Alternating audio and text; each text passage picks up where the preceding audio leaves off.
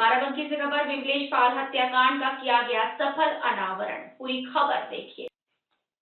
30 जुलाई थाना मसौली क्षेत्र में ग्राम बिंदौरा के पास महिला आरक्षी विमलेश पाल का शव खेत में मिला। पुलिस द्वारा तत्काल घटना पर पहुंचकर शव को कब्जे में लिया, पोस्टमार्टम के लिए भेजा।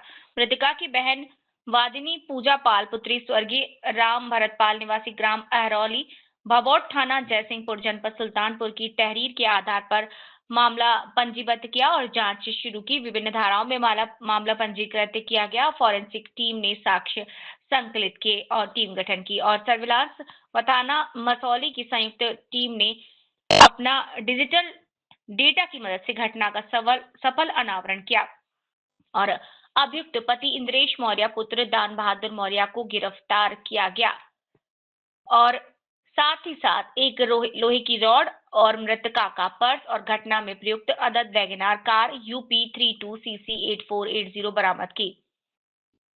पूछताछ और जांच से प्रकाश में आया कि अभियुक्त की मृतका से दोस्ती 2017 में हुई थी। दोनों की दोस्ती प्रेम में बदली, लेकिन बाद में मृतका के दबाव की वजह से उसे शादी करनी पड़ी और अभियुक्त की कहीं और शादी भी तय हो गई थी, जिस वजह से उसने मृतका को रास्ते से हटाने के लिए ये कदम उठाया। इसके पश्चात अभियुक्त अपनी पत्नी को रखने से इनकार कर रहा था, लेकिन पत्नी के दबाव बनाने की वजह से उसे उसके साथ रहना पड़ा और फिर उसने मृतका को रास्ते से हटाने की पूरी कहानी बताई। अभियुक्त द्वारा मृतका से बातचीत के क्रम में उसकी ड्यूटी और आने जाने के समय के बारे में भी पूछताछ की गई थी और जब वो उसका रास्ते में इंतजार करने लगा, मृतका काफी समय बाद आई और उसके बाद पुल के पास रोककर 5-10 मिनट की बातचीत की गई और अभियुक्त से लघुशंका की बात मृतका ने कही।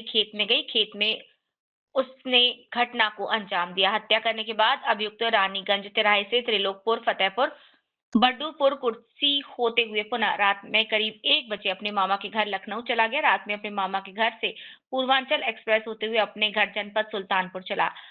अभियुक्त ने बताया कि मुझ पर हत्या का शक न हो, इसीलिए मृतका को बार-बार फोन किया। इसके पश्चात अभियुक्त जौनपुर चला गया। वहां से एक घटना के संबंध में टोह लेने हेतु बाराबंकी आया था, जहां से उसकी गिरफ्तारी हुई।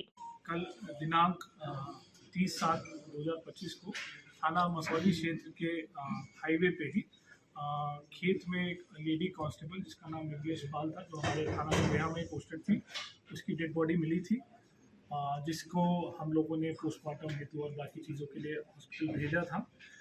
इस क्रम में आप सभी लोगों को अवगत कराना है कि आज इस घटना का हमारी टीम ने सफल अनावरण किया है, जिसमें एक कांस्टेबल जिसका नाम है इंद्रेश, इसको हम लोगों ने अरेस्ट किया है आज और इसमें जो पूरी पूछताछ हुई है, पूरी जो जानकारी हुई है, उसमें ये घटनाक्रम सामने आया है, जिसमें ये जो दोनों लोग हैं, जो लेडी कांस्टेबल और ये जो जिसने घटना कारित की है इंद्रेश, इन दोनों ने पिछले साल कोर्ट में शादी करी थी। इसमें विमलेश ने पिछले साल इस पे बलात्कार का मुकदमा लिखवाया था। उसके बाद इन दोनों ने कोर्ट मैरिज कर ली थी और वो बलात्कार के मुकदमे में क्लोजर रिपोर्ट लगी थी, लेकिन शादी करने के बावजूद भी ये इसको पत्नी की तरह साथ नहीं रख रहा था और जो ये लेडी कांस्टेबल थी, इसका ग्रीवांस ये था कि मुझे पत्नी की तरह ही साथ में रखो और प्रॉपर सारा फंक्शन वगैरह हम लोगों का होना चाहिए। इसी को लेके ये परेशान रहता था, क्योंकि ये इसको पत्नी के तौर पे नहीं रखना चाहता था और इसी क्रम में इसने ये प्लानिंग करी कि इसको कैसे मार दिया जाए, क्योंकि ये यहाँ पहले भी पोस्टेड रहा है। ये जो व्यक्ति है इंद्रेश, यहाँ पहले बाराबंकी में ही पोस्टेड था, तो इसको सारे रूट वगैरह पता थे और इसको टाइमिंग भी पता थी कि कब जो रोड है वो सुनसान रहती है, कब पुलिस की ड्यूटीज़ कहीं और रहती है, कब ज़्यादा व्यस्तता रहती है। उसी को ध्यान में रखते हुए इसने प्लानिंग करी, जिसमें दिनांक 27/7 को संडे था। उस दिन रामनगर जो लोधेश्वर महादेव मंदिर है, वहाँ पे भीड़ रहती है और वहाँ पे इस महिला कांस्टेबल की ड्यूटी भी लगी थी। तो इसने पता कर लिया कि वो उसकी ड्यूटी कब लगी है और वो कब जाएगी। उसी का फ़ायदा उठाते हुए ये लखनऊ से अपनी वैगनार गाड़ी से यहाँ आया। इसने मेन रूट का इस्तेमाल नहीं किया ताकि उसकी गाड़ी का कहीं पे भी डिटेक्शन ना होने पाए। वो जो ऑफ रूट है वहाँ से होते हुए ये मेन हाईवे पे पहुँचा। जब ये महिला वहाँ पे जा रही थी, इसको रास्ते में रोका, इसको बातचीत करने के बहाने से वहाँ पे रोका, 10-15 मिनट इनसे बातचीत करी और फिर वहाँ खेत में जब जो ये लेडी कांस्टेबल है, इनको टॉयलेट के लिए जाना था, तो ये जैसे ही खेत में नीचे उतरी, ये पीछे से उसको धक्का देके उनका गला दबा दिया, जिससे वो अधमरी स्थिति में हो गई। और फिर अपने कार के जो पाने से इस महिला के सर पे 3-4 वार किए, जिससे उसकी वहीं पे मृत्यु हुई। वहाँ से फिर ये अपने दूसरे रास्ते से फतेहपुर होते हुए ये वापस लखनऊ भाग गया। और इसमें इस व्यक्ति पे किसी को भी शक ना हो, इसके लिए इसने लगातार उस रात के बाद से इस महिला के फ़ोन पे वो लगातार मैसेज करता रहा, ताकि वो अलीबाई क्रिएट कर सके कि मुझे भी नहीं पता है कि मेरी पत्नी कहाँ है, और मैं खुद उसको लगातार फ़ोन कर रहा हूँ।